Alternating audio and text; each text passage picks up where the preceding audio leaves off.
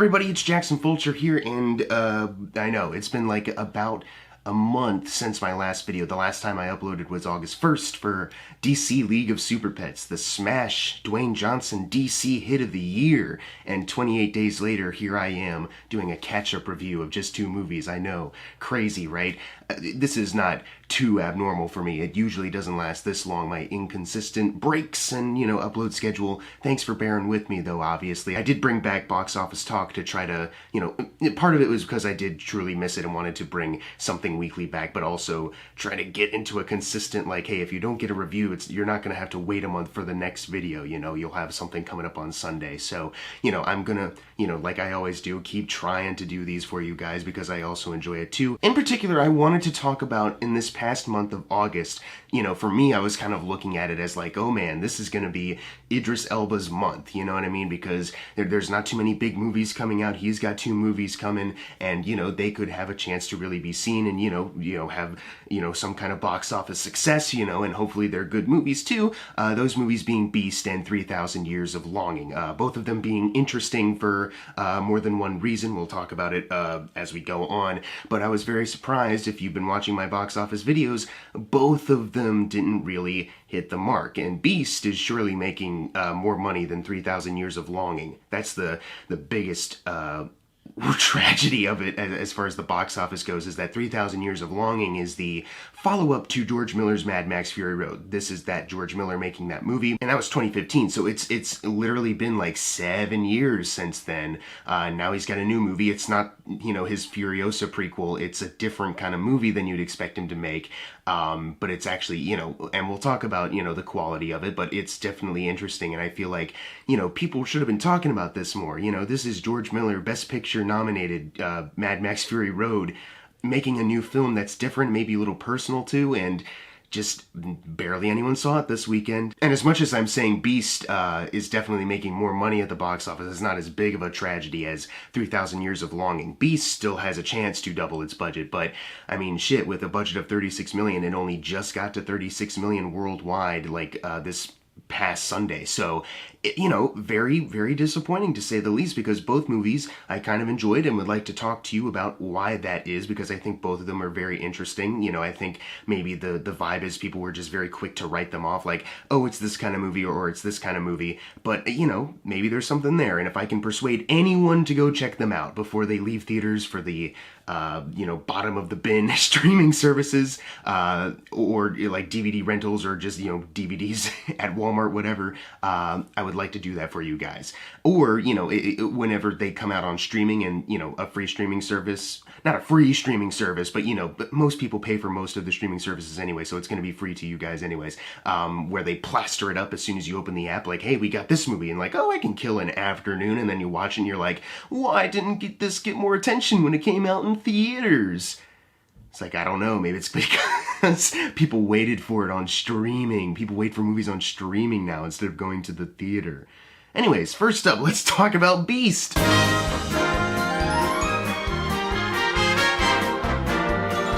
So Beast is about a dad, played by Idris Elba, who's going to Africa with his 2 kids. They're trying to reconnect as a family because wife is no longer in the picture. They meet up with Charlotte Copley, go exploring, but then, Angry Lion, who's mad at poachers and mad at humanity, is coming to kill everybody. And that's the thriller. That's what we got.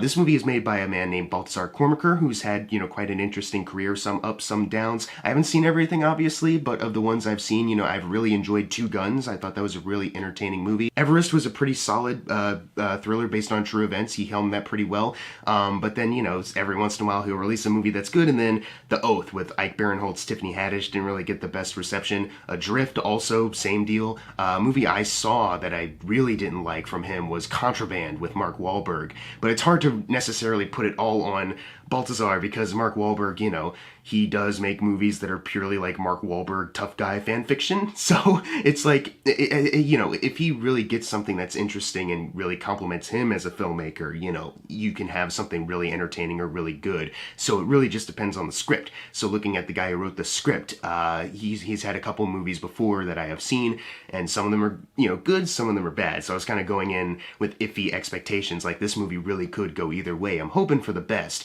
And that was because the guy wrote Nonstop and The Commuter, two Liam Neeson movies, thrillers that I have enjoyed. But then also wrote Rampage, which is fun in a guilty pleasure, everything is so fucking stupid kind of way, in a Dwayne Johnson kind of way. And then Breaking In, which, had a, good kind of setup, I remember, for like a thriller, but then just made some really poor kind of thriller choices later on. Like, these are the kind of choices you wouldn't make for a good thriller movie. So yeah, I went in hoping for the best, but I remember being surprised when the movie opened and we get the scene with the poachers. They're hunting down lions. They're essentially setting up the main lion villain. None of the humans are like bad guys in the sense that they have a scene later where they're like, we're the main antagonists. Actually, it's like, no, it's just this mad dad lion.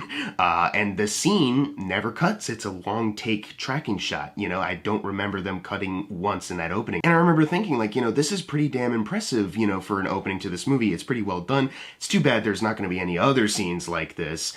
I was wrong. Literally the next scene, we meet Idris Elba and his kids for the first time. They're meeting up with Charlotte Copley. Camera swerving around. They're walking in and out of places, meeting up in the car, driving off. And then they cut to another scene, but it's dedicated to another tracking shot of them going into a house and then walking around, exploring the place. And it was really impressive in the beginning because, I wasn't expecting them to be this dedicated to the filmmaking side of it early on, and then it transitions into the lion attacks, and it's a really good way to keep the momentum going. The pace flies by, and you really are truly in the moment with these characters for so much of the running time. The camera not being able to cut, and you're with these characters. There's never a moment where it switches to like, here's the lion's POV or something like that. It's like, nope, the camera might as well be another character following everyone. You're in the same positions they are. It increases the tension because you're able to, better place yourself in the mind of the characters in the scene, because it feels like you really are in the scene. And I'm sure for like, production reasons too, it saves time, as far as like, you don't have to, set up multiple different shots, on a day or anything like that. It's like, okay, we're just going to swerve around. You'll have to block it and rehearse it, obviously. But it truly is something that can save time if you're just willing to just, kind of free roam the camera for so many of it. It's why some of those productions where a lot of filmmakers dedicate their time to these long takes go pretty smoothly, because they don't have to waste time. Like, okay, now set up the camera over here, set up the camera right here, we'll cut back and forth in editing and make sure there's a camera over there. Oh, we'll probably have to switch everything around. Hold on, we'll save that for a later part of the day. It's like, no, like for production reasons, it's pretty damn good for them as well. And with a story like this, the plot is nothing complex. Idris Elba's trying to reconnect with his daughters. The wife is out of the picture. Eventually, you can predict where it's gonna go. They'll find themselves again, and everything will be great and stuff. And the running time is only like, I believe, under an hour and a half too, so it's not that long of a film either. So when you have a script kind of like this, that's bare bones, but in a way that makes the movie tight and, simple, but still you understand all the character motivations, you really do also need something extra to make sure that this script isn't just written off, that the movie itself isn't written off. And Balthazar coming in with his production team and crafting each sequence and action scene and suspense scene the way that he does, it really helps. And another thing that helps also is that you have a cast here that is really trying and really going for it. It's not one of those movies where you're watching it and you're like, I don't know why they're acting like this, other than to have like a big kind of like, stand up and look at me audience moment, or I don't know why they're making these decisions or anything like that. Everyone acts pretty natural. Like, they're pretty panicked and they're pretty nervous. They want to get out of this situation, but there's never a moment where anyone got annoying to me or like they're too panicky. Like, they're just very direct through their panic. Like, okay, we're gonna try to think of this, what can we do? And they talk through their options and they all work stuff out. I saw some complaints about like one of the daughters,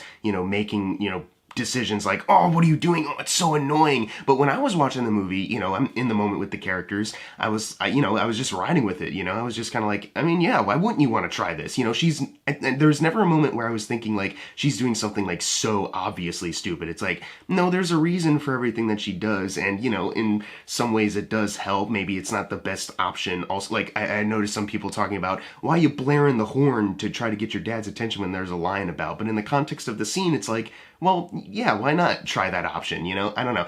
I thought some people were being a little too harsh on some of the ways the characters were written with their decision making, because I was watching it, and even, in hindsight, driving out of the theater, and, I see some of these complaints, I'm like, I just don't really see it. I've had time to reflect on it, and I think, they're pretty solidly written for this, tight little thriller. And the actors, you know, it helps that they can actually carry this. You know, Idris Elba is obviously, you know, fantastic. He just does a really great job and does not look down on this material like, oh, it's just one of these like fucking thrillers. You know what I mean? It's like, no, he really goes all in. He's got great chemistry with his daughters. One of the characters I believe his real daughter was auditioning for, but he cares so much about the material. He's like, hold on, the chemistry is not quite there, so let me get like, you know, a better actress in here. No nepotism allowed. And that's, you know, fantastic. But somebody else who works here very well is Sharlto Copley, who plays off of Idris very well. You can tell there's a real friendship there, and you can also tell that there's some kind of bond he has with Idris's kids. You know, it was very, like, nothing felt forced about any of their relationships. I also like how they structure some of the dialogue where they're talking over each other, and, you know, Sharlto Copley's like talking to one of them, but previously, like a second ago, the other daughter said something kind of snide and, you know, kind of throwaway, and Idris Elba's like, wait, hold on, what did you just say? But it's like over what Sharlto Copley's trying to do with the other daughter. I don't know. I really liked how natural they were trying to make it. You know, these actors came into play and make this really interesting, engaging, but still kind of natural. Like, you can truly see yourself or anyone else in these situations because none of them are trying too hard to be too movie-like. So Beast, a pretty damn fun thriller. If I had to have any issues with it, I guess just because of the quick nature of it, the intro can be a little too rushed in hindsight. And there's a dream sequence at one point that was a pretty damn, you know, interesting way to execute a dream sequence. Like, you know, when it was happening, I was like, oh, that's pretty neat way to do it. But then in hindsight, I was also like, well, I'm not sure if that was really necessary because I'm not sure how much it's really adding to everything else going on. I'm not sure if you really need that. But that's it, you know. I guess I could complain about the lack of like a poacher main villain. The poachers show up again after the opening for like one section of the movie near the end, but no one stands out as like a new main villain and human antagonist or some shit like that. You know, Idris and the Lion need to team up to take this guy down or anything like that. It's like, no, they show up and where they're needed, where you would think like, okay, it's been a while in this movie and they probably would come back at this point. And you know, I just like the way that the movie was written. I like the way everything was executed. I like Balthazar Kormaker's direction on this. If we can get more thrillers or action movies, you know, with Balthazar, you know, behind the camera and organizing the crew, just kind of like in this way, let's, you know, dedicate ourselves to long takes, you know, I would love to see that. I would love to see more of that. I think he did a really great job with this. This might be, you know, I guess out of the ones I've seen, Two Guns might be my favorite just out of, you know, entertainment alone. But I don't know, I think I might prefer Beast just a little bit more just because I was more impressed with the craft of it and just how tight it was as far as like a screenplay goes. So I would give it like an A-. Very fun movie. If you can go out and see it and, you know, see it on the big screen so you're really also in the moment and tensed up too with, you know, the bright picture, great sound design, I would absolutely recommend it. Not that a home experience would diminish the great work being put into it by everyone on the production team, but you know, being able to get the extra oomph of experience in that theater is something that you can't really replicate unless you have, you know, you're rich and you have like a, you know, cinema in your house, in your mansion, and you can just go in there at any time, which I guess at that point, sure. But most people don't have that. So, you know, make a trip to the theater. See some pretty good CGI lion fighting Idris Elba.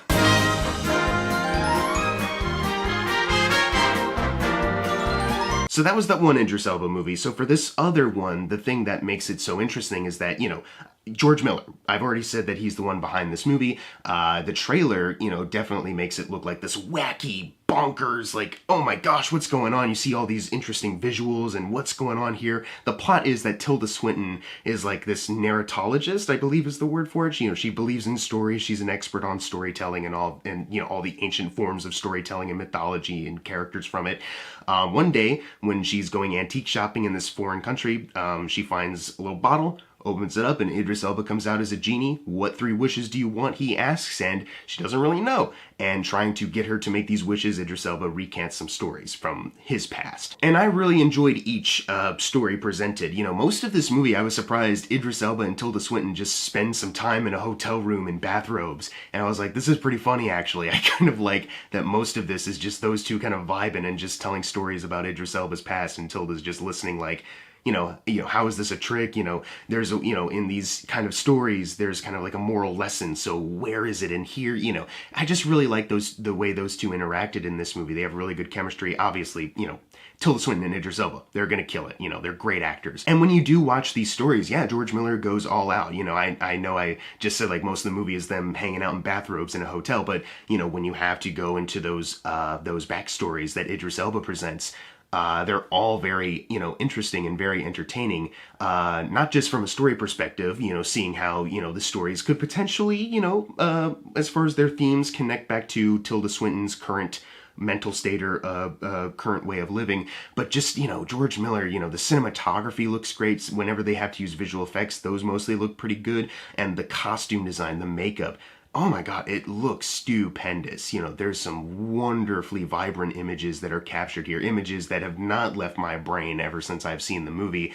And I just think he really was like, if I'm gonna make this movie, these segments will also stand out as much as possible. Still, though, I saw some people complaining about how much Idris Elba went on about these stories. Like, I saw some people genuinely complaining about one of the best parts of the movie, one of the most interesting parts, like, oh, there's too many flashbacks, and I don't understand. It's like, what? That's like the whole crux of the movie, and it's like the story is literally set up so that these flashbacks can work. What are you talking about?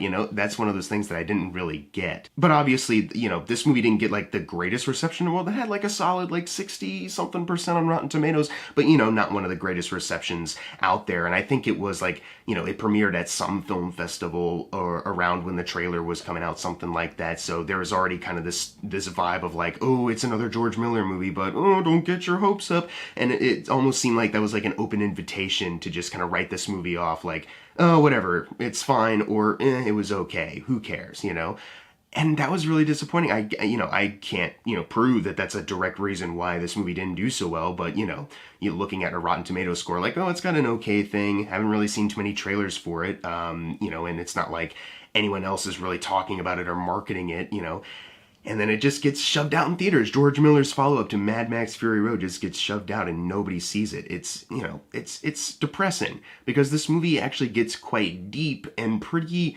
emotional too once you really think about it. Not just the way Idris Elba, through some of his flashback stories is able to relate to what Tilda Swinton's kind of going through, but when you do find out, pretty early on, like, okay, Tilda Swinton is this kind of character, okay, got it, and then they introduce something else about her past, it's a pretty tragic setup.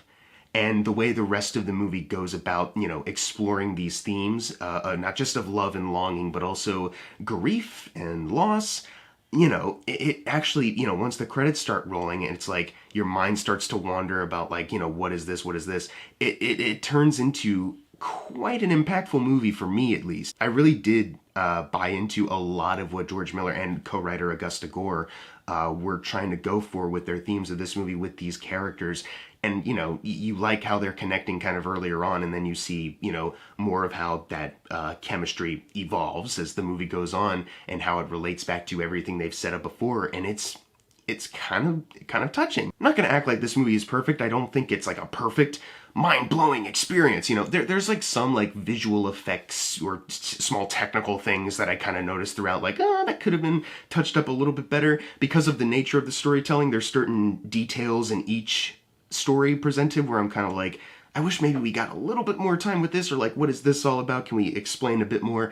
And also there's a certain way that the actors, either it's the way they're directed or maybe the way they're blocked or just maybe editing, they're picking some of the worst takes. Not that they're even bad, but just some line deliveries earlier on in the movie, like mostly just the beginning, where it kind of feels like, are they still trying to work out how to go about the scene, or do they want to be here, It's not a problem throughout. It's just, right at the beginning. But that being said, despite its issues, I, thought that this was a pretty beautiful movie that George Miller clearly, has some kind of personal attachment to and really wanted to tell, and was able to do so while also serving up some, wonderfully vibrant images, some great cinematography, a great score also by Tom Holkenborg, reuniting those two after Mad Max Fury Road. And like I said, these actors are really killing it. Idris Elba obviously does fantastic as usual. He is like the focus of this video technically, so I feel like I should be talking about him more, but also Tilda Swinton, as per frickin' usual, because she's one of the best actresses working today, she kills it also, you know? She has some really great moments here, and, you know, she has a really interesting character to work with as well. If I had to pick between the two, I would say Beast was the one that, you know, like I said, it's a tight script, it's very entertaining, it goes by pretty quickly, and I guess I had fewer issues with it by the end of it, so I guess I would prefer that over this. But this is a different movie, and it's not really, you know, not really that fair to compare, because this one's trying to be about, you know, something, and I'm really bummed that some people have seemed to be like, I get it, but also it wasn't what I wanted, or it could have been better because of this XYZ whatever, wrote off. I don't know. I just think it's more interesting than some people are letting on, or like telling you about, you know? I feel like you see the trailer, because, you know, most audiences will see the trailer like, ooh, wacky fantasy stuff, and, you know, maybe walked out being surprised that it has those elements. It certainly does, and some of it's pretty funny. There's some pretty funny bits in this movie too, but it also, as far as like the drama goes, and it's nothing beat you over the head like we're shouting at you our emotions or whatever. It's just, you know, it subtly plays out in this really dramatic, emotional way that by the time the movie ended, I was like, I'm not surprised that it's George Miller, but, you know, for this part of the movie, I guess I am a little bit. You know, I really enjoyed it. It's one of those movies I could see watching later and, you know, appreciating even more, you know, as you get older, or, you know, you experience more in life and all these things, because this movie is also, you know, very personal. They are trying to tap into some of the basic elements of the human condition as well. This could be a movie that grows very well. It doesn't get dated or anything like that. You know, it just gets better with time. So, you know, check out both. But this one is, you know, very different from Beast, and also pretty damn cool. I would give this a B+. It's not perfect, like I said. It has some, you know, minor issues, but, you know, none of those issues detract from, like, me recommending it to somebody. I thought they had a really great script here. And George Miller knowing, like, okay, most of the time they're in a hotel room, so let's make everything else about this as interesting as possible. That was pretty cool to me also. All right, see you guys for the next review, I guess. You know, thanks for bearing with this, you know, two-parter of two Idris Elba movies that you may or may not have already seen. If you have not, please consider checking them out. Preferably while they're in theaters, just to see, like, oh, some people were interested in seeing it, maybe a little too late, but, you know, we got some kind of uptick. I don't know. That would be the joy that 3,000 Years of Longing in particular actually has, like, an uptick, or like it just holds over very well. Like, well, more people were going to see it than last weekend. Or it'll just flop, and then Netflix will acquire it and it'll play for free, and then people will go like, why didn't anyone talk about this when it was in the theater? Ba-da-ba-ba-da-ba. Bye, see you guys next time.